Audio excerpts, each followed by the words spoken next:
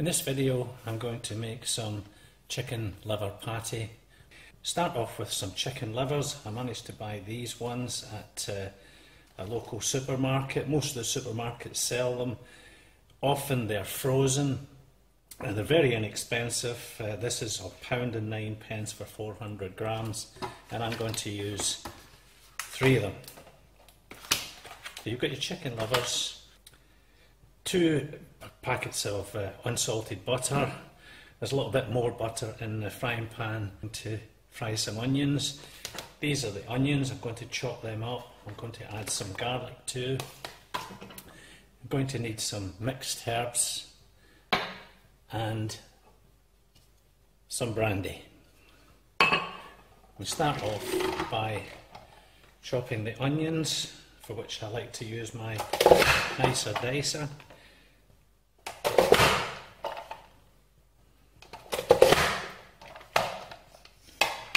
And I'm going to start frying these.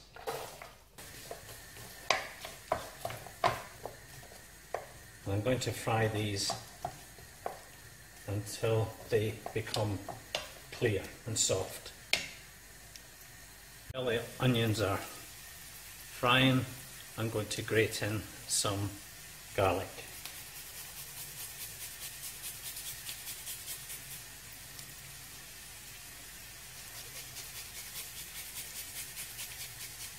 The amount of garlic you use is just down to your own personal taste. We like quite a lot.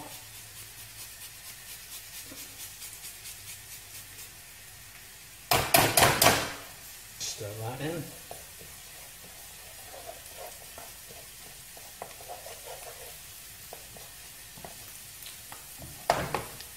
It's just about right. I'm going to transfer them into a container and they'll be added back later.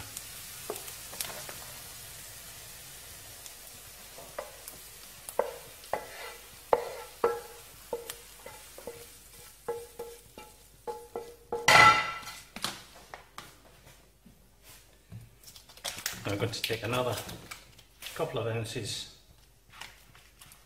50 grams of the butter, and melt that in the pan. Then I'm going to fry the livers.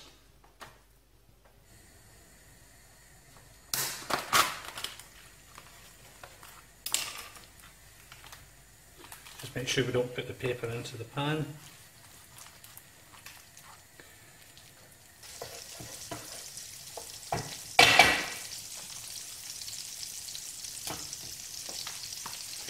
I'm going to leave these whole because it's easier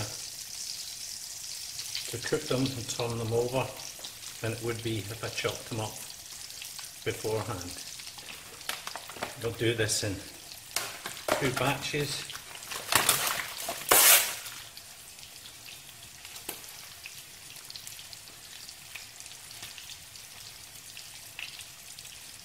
That'll be about 600 grams in each batch.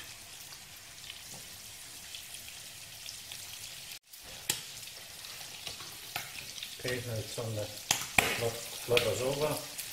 Be a little bit careful here because they do tend to spit quite a bit.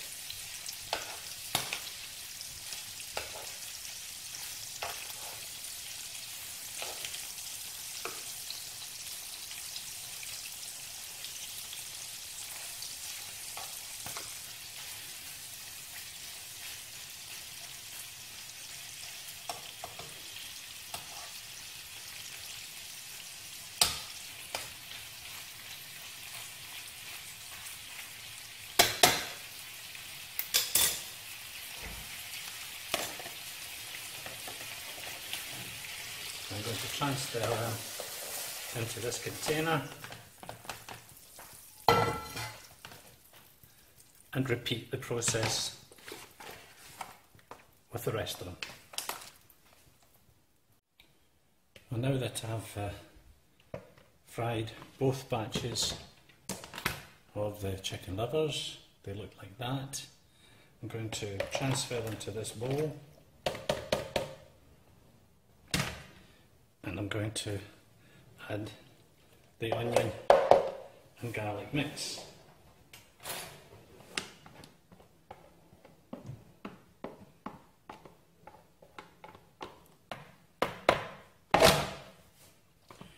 and about a tablespoon of mixed herbs.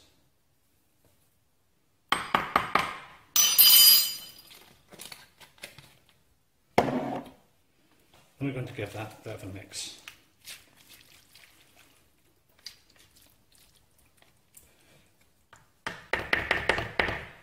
Now, if you're fortunate enough to have one of these, that's what I recommend you use for the next stage. A mincer with the coarse blade fitted, and I'm going to start to feed the chicken livers into the mincer.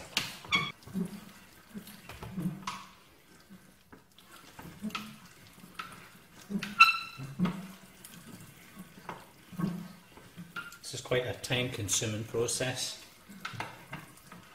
but there's no better way of doing it, in my opinion, than using a mincer.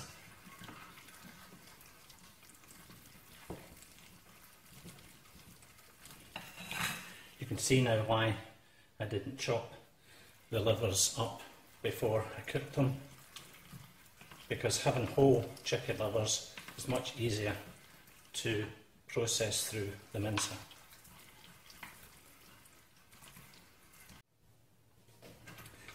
Now, as you can see, the last of the onions being passed through the mincer, and you can see that it's separated a bit because the chicken livers were first to be minced and the onions followed. What I'm going to do now is transfer this mixture straight back in to the bowl that it came from, and we'll come back to that in a moment. Okay, here we are, the liver and onion mixture with the herbs added. Now needs a good mix. The first thing we're going to add to this now at this stage is some butter. So there should be enough heat left in this mixture to melt the butter that's added.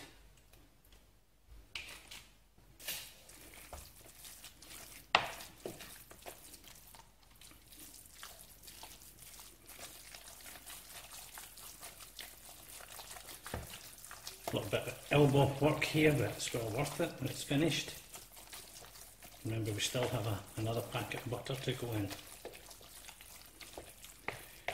The proportion of half the amount of butter as the liver is, from my experience, a pretty good balance. You can use less butter, you could use more butter. It's just a matter of taste. You could also use salted butter for this recipe, but I think that would end up with the chicken liver patty being a little bit more salty than I would like, so I like to add the salt separately to taste once I've finished mixing in the butter. Okay, I've mixed in the last of the butter now. It's just a bit melted away. There may be the odd little piece of butter in there. It won't do it any harm. If anything, it will enhance the texture, and it will show people that it really is homemade. Now, the next part is very important. We're going to add some salt. Not much point in adding the salt until we've tasted it. It does taste pretty good. I'm going to start off with a teaspoonful of salt. Give that a good mix in. I try to control the amount of salt that goes into my cooking because I'm pretty convinced that it's not very good for you, but you certainly do need some to enhance the flavour of just about every dish.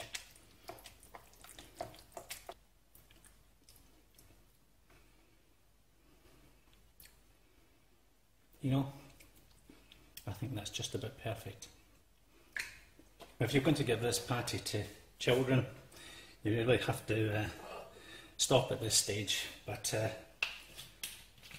in our family it's traditional to add some brandy. Because this isn't going to be cooked anymore, then the brandy will have as much alcohol in it when you eat it as it has now. So do be careful, especially if you're planning to drive. Okay, let's get that mixed in before the fumes overtake me. And then we have Leckie's chicken liver patty. The only thing we have to do now is to pour it into containers and let it set. Okay, what I've done now is I've transferred the patty from this bowl into containers like this.